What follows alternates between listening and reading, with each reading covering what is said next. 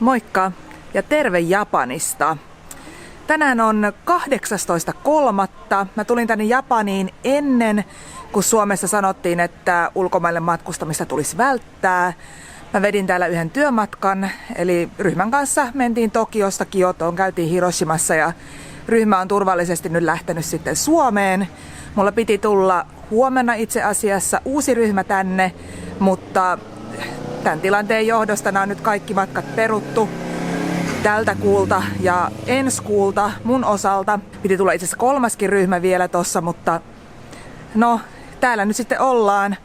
Mun lento takaisin pitäisi lähteä 11.4, mutta mä tiedän, että se ei tule lähtemään, koska Finnair on ilmoittanut, että huhtikuun alusta ne lentää ainoastaan Tokion reittiä, että mun lento olisi Osakasta. Sitä ei ole vielä peruttu, nyt sitä Osakan reittiä tämän loppukuun osalta. Mun pitäisi vaihtaa se lippu nyt sitten toiselle lennolle. Mulla ei sillä lailla hätää kuitenkaan ole. Täällä Japanissa on tosi hyvä tilanne. Siis jotenkin paljon turvallisempi olo täällä kuin Suomessa. Tai mitä mä oon lukenut täältä niitä Suomen uutisia, niin musta tuntuu, että siellä on vähän enemmän sellainen paniikki ja kaos kuin mitä täällä. Täällä kaikki elää ihan normaalia elämää, tosi rauhallista. No rauhallista siksi, koska turistejahan täällä ei oikeastaan ole. Mä ajattelin nyt kuitenkin täällä ainakin muutama päivä olla. Mä yritän vaihtaa niitä lippuja. Se Finnairin sivulla lukee, että nyt pitäisi niin kuin antaa niiden hätäisimpien, kellä on seuraavan 3 vuorokauden sisällä se lento, niin vaihtaa niitä. Joten sillä mä en ole pitänyt hirveätä kiirettä. Tietysti tilanne elää koko ajan ja pitää seurata sitä, mutta olen nyt päättänyt niin, että yritän ensi viikolla päästä tältä pois. Mä yritän vaihtaa sitä mahdollisimman pian sitä lippua kylläkin. Mutta nyt on ihana kevät täällä Japanissa, tosi rauhallista. Niin mä ajattelin, että mä aion vähän ulkokohteita täällä käydä nyt katsomassa semmosia paikkoja, missä mä en ole käynyt. Ja ehkä vähän semmosiakin, missä mä oon käynyt. Katsotaan, miten tää kevät tässä etenee ja kukat alkaa kukkimaan. Mä tulin äsken Kiotosta, otin junan tämmöiseen paikkaan kuin Amano Hashidate. 2 tuntia tuli junalla tähän ja tää on yksi Japanin 3 kauneimmasta maisemasta. Nyt mä oon menossa tonne ylös vuorelle katsomaan vähän maisemia, niin jatketaan sitten lisää siellä.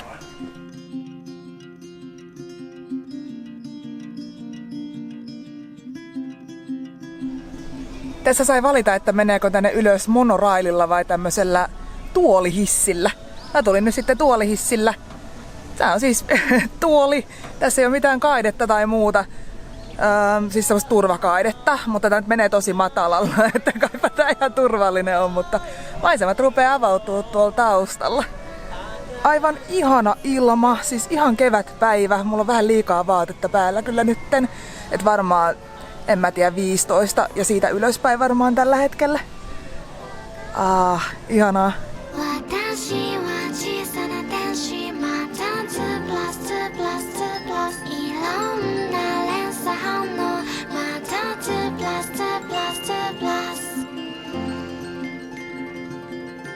Jo 1600-luvulla tehtiin täällä Japanissa semmoinen lista, jossa kerrottiin 3 Japanin kauneinta maisemaa. Ja ne tunnetaan yhä edelleen kauneimpina maisemina. Tämä Amano Hashidate on siis niistä yksi. 2 muuta on Miyajima, joka on tuolla lähellä Hiroshimaa, ja Matsushima, joka on taas lähellä Sendaita, eli tuolla pohjoisessa sitten. Sillä Miyajimalla mä oon käynyt useita kertoja, mutta Matsushima on vielä näkemättä. Eli se on nyt sitten listalla seuraavana. Siis aivan upean näköinen. Tänään on niin upea kelikin, että näkee tonne tosi pitkälle. Tuossa on siis tommonen reilu 3 kilometriä pitkä kannas, joka erottaa 2 vesialuetta. Ja sen takia se on jotenkin niin upean näköinen. Sanotaan, että se on silta tämän meidän maanpäällisen elämän ja taivaan välillä. Se Amano Hashidate voidaankin karkeasti suomentaa, että taivaan silta. Aivan upea. Täällä päällä on tämmönen pieni huvipuisto, missä on tämmöisiä pieniä laitteita. Nämä on sitten lisähinnallisia. Tuo menopaluu tuolla tuolihissillä tai monoraililla oli 700 jeniä tänne ylös, eli semmonen noin 6 €. Sillä JR-passilla itse asiassa sai sen alennuksen. Mulla on nimittäin JR-passi vielä voimassa tämän päivän. Sen takia mä tulin tänään tänne. Muuten se olisi ollut 850 jeniä. Ei silti mitenkään hirveän kallistosta menopaluusta, kun pääsee näkemään tämän upean maisema. Mulle tuli hämähäkki käteen. Ottakas mä otan sen pois. No niin. Vaikka nyt on keskiviikko, niin täällä on paljon lapsia ja nuoria. nyt on nimittäin kevätloma kouluista. 2 viikon kevätloma. Täällä tämä kevätloma itse asiassa alkoi pari viikkoa aikaisemmin kuin normaalisti. Samalla lailla kuin Suomessa on koulut laitettu kiinni, niin täällä laitettiin koulut kiinni 2 viikkoa aikaisemmin.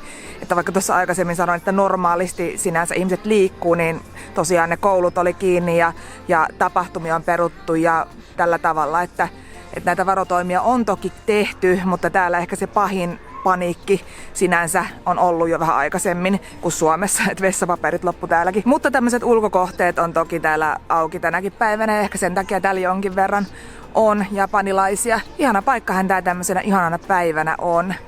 Kierrellään vähän täällä ja lähdetään sitten tonne alaspäin ja käydään vähän kävelemässä vielä tuolla kannaksella.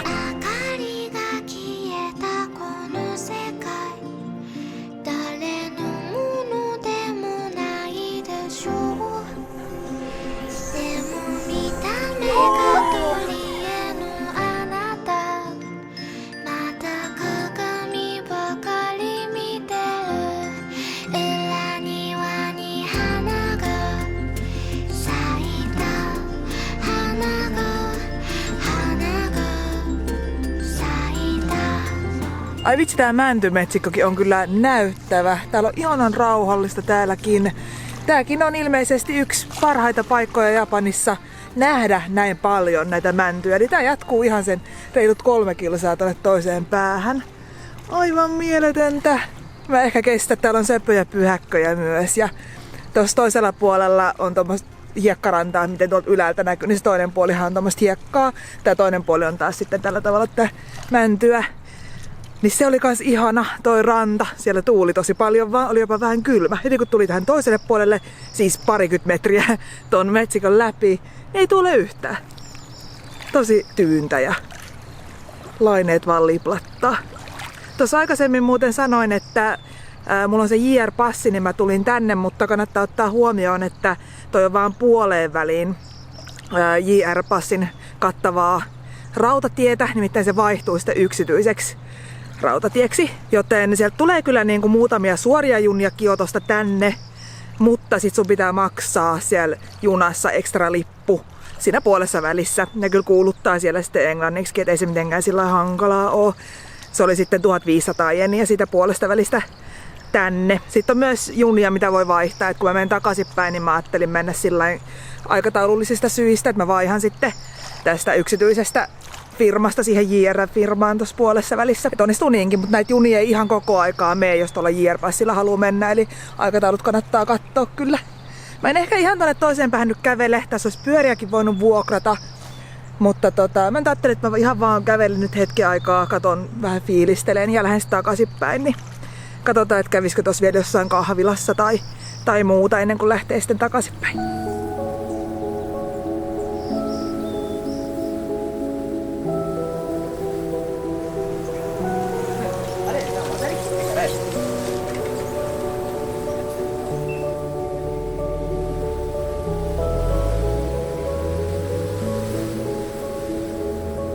Täällä on myös tosi viehättävä temppelialue ja katsoin tuolta kaukaa, että mitä täällä noissa männyissä oikein roikkuu.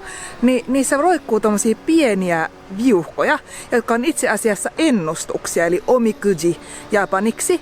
Ja Japanissa sanotaan, että jos sä saat tosi huonon ennustuksen, niin se ei haittaa mitään, se voi nimittäin perua. Sillä, että se sidotaan mäntyyn. Japaniksi mänty on nimittäin matsu ja myös odottaa on matsu. Joten silloin se odottaa se ennustus eikä toteudu. Mä huomasin kuitenkin, että jotkut oli tonne sitonut myös niitä tosi hyviä ennustuksia, mutta mä oon kyllä kuullut monelta japanilaiselta, että kaikki ei oikein tiedä, että kummin päin se pitäisi laittaa. Että pitääkö se sitoa silloin, kun se on hyvä, vai pitääkö se sitoa silloin, kun se on huono. Mutta oikeasti se pitää siis nimenomaan silloin, kun se on huono, just tuosta edellä mainitusta syystä. Ja siis yleensä nuo ennustukset on semmosia ihan tavallisia paperilappusia, joten sen takia ne on vähän erikoisempi juttu täällä. Ja hirveän nättiä kyllä.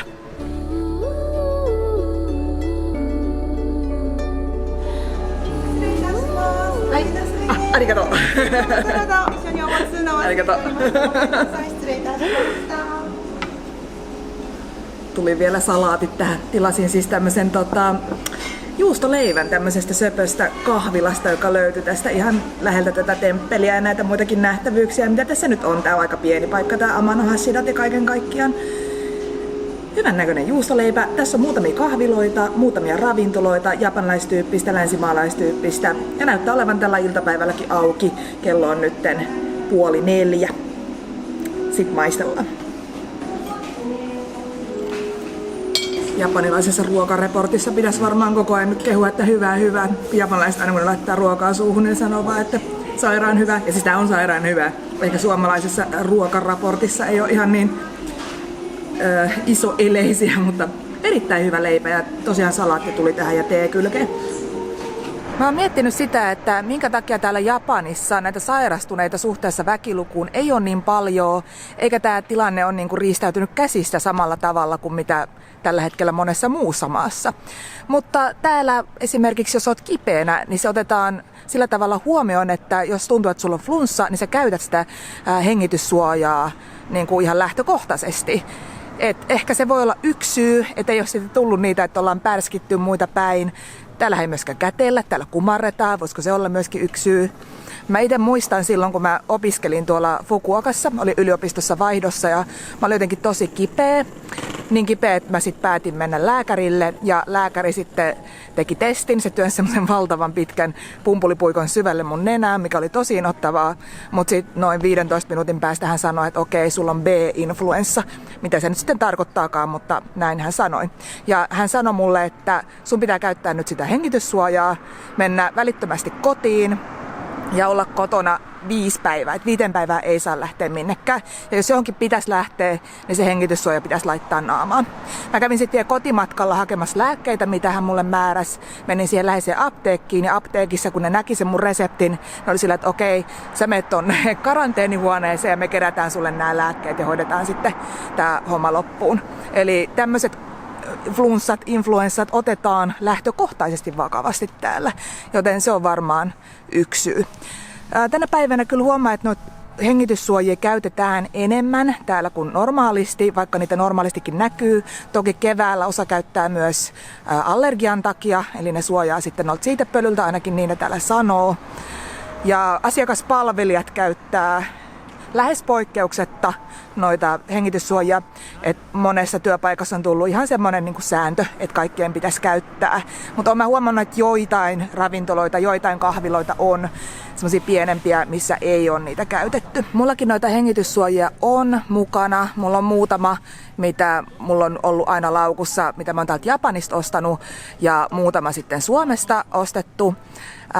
Täällä ne on ollut loppu nyt pitkään nuo hengityssuojat, eli niitä ei oikeastaan kaupoista tällä hetkellä saa, joten mä en ole joka päivä käyttänyt semmoista ihan siitä syystä, että ne loppuu sitten. Että jos tulisikin flunssa, olisi se sitten mikä tahansa virus tai flunssa tai mikä tahansa, niin sittenhän ne multa loppuisi. Niin mä oon ajatellut, että mä käytän sitten semmoisissa tilanteissa, kun on tosi paljon ihmisiä mun lähellä.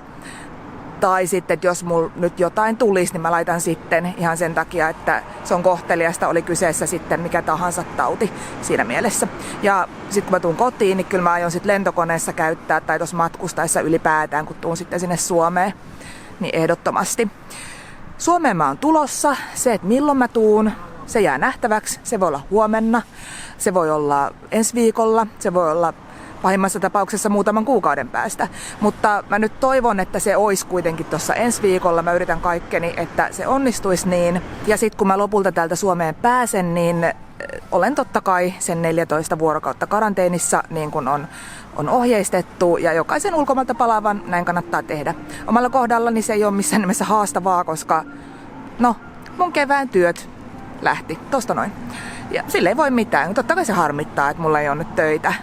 Mutta sille nyt ei vaan mahda mitään. Nyt täytyy toivoa, että matkailualallakin nämä asiat jossain vaiheessa paranee. Mä tiedän, että se on ihan hirveä tilanne nyt monella matkatoimistolla, monella lentoyhtiöllä.